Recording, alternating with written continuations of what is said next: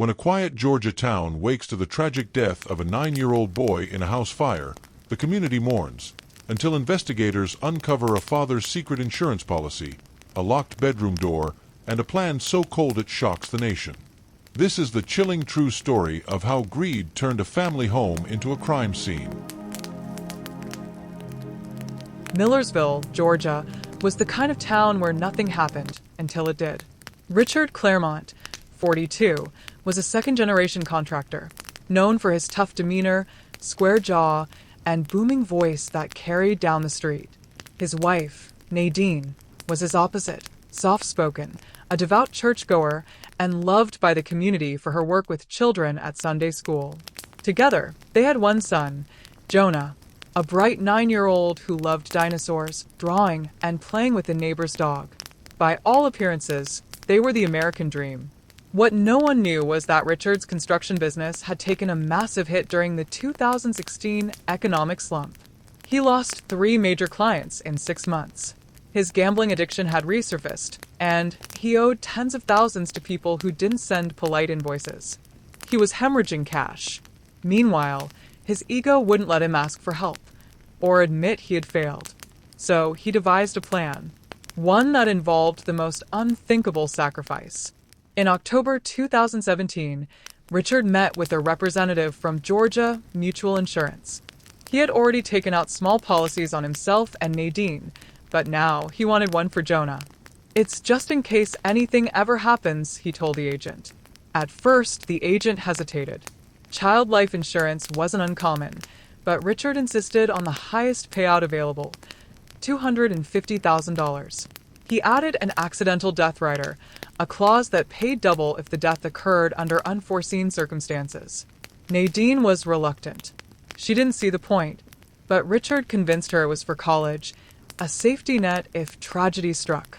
She signed the papers without realizing she'd just sealed her son's fate. That November, strange things began to happen. Jonah told a school counselor he didn't like the new Coco. It made him sleepy. His drawings shifted from bright dinosaurs to flames and dark stick figures behind doors. One in particular showed himself sleeping while a dark figure stood outside his room. The counselor chalked it up to imagination. After all, he was still a child. Neighbors later recalled odd noises at night, tools being used in the garage at 3 a.m., the smell of gas on Richard's clothes, and once, Nadine in her robe crying outside by the trash cans. When asked, she said, "I'm just tired." December 19th, 2017. The Claremonts hosted a small early Christmas dinner. Family photos were taken. Jonah wore a red sweater. No one suspected that within hours, the house would be engulfed in flames. At 2:30 a.m., a 911 call was placed by Nadine, screaming, "Our house is on fire. Our son is still inside." By the time firefighters arrived, the flames had already reached the second floor. Jonah was found unconscious in bed. The smoke had filled his lungs before he ever woke up. The house was declared a total loss. At the hospital, Nadine wailed. Richard stared blankly at the wall, then whispered, "We tried."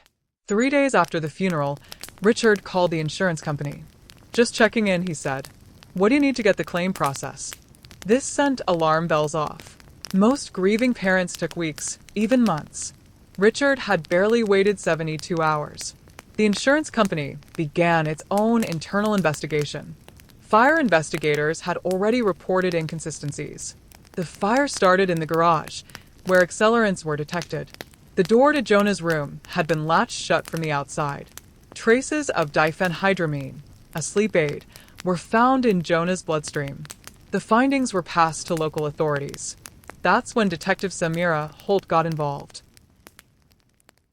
Detective Holt was a woman used to dark things. She had solved cases involving child abuse, elder scams, even a string of murders in neighboring Bartow County. But this case felt different. It felt personal. She started digging. She visited Richard's past job sites and found unpaid workers. She subpoenaed bank records. Richard had taken out a cash advance against the house policy 2 days before the fire. She even spoke to a gas station attendant who remembered Richard buying a red fuel can and 5 gallons of gasoline. Then came the Ring doorbell footage, a silent 2:12 a.m. clip showing Richard in slippers walking out of the garage with the can, minutes before the fire started. That was the crack in the dam. Nadine began to unravel. She stopped going to church. She didn't return calls. Eventually, a neighbor found her sitting in her car in the driveway, engine running, crying with Jonah's drawing in her lap. When Holt interviewed her, Nadine was a shell. He said we'd start over, she whispered.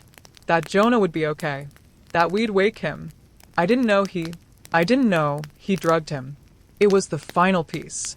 Nadine accepted a plea deal, 10 years for conspiracy to commit manslaughter in exchange for her testimony against Richard. The trial. The courtroom was packed. Journalists, locals, Jonah's teachers, all came to watch the man accused of murdering his own son. The prosecution laid it bare. Motive, $250,000 in insurance.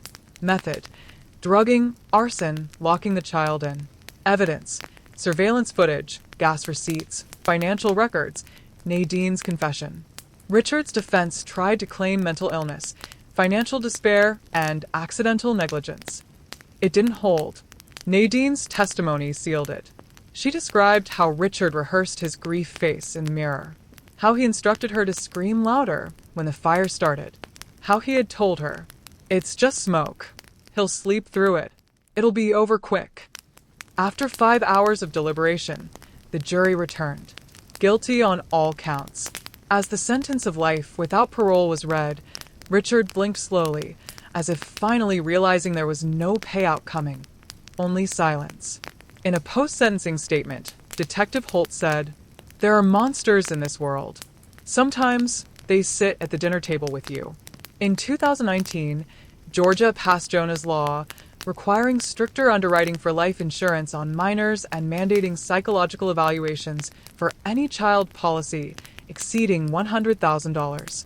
A memorial park was named after Jonah. His favorite drawing, of a brontosaurus under a smiling sun, was carved into a bench near the playground. Nadine, from prison, sent a letter to the town. "I let fear make me blind.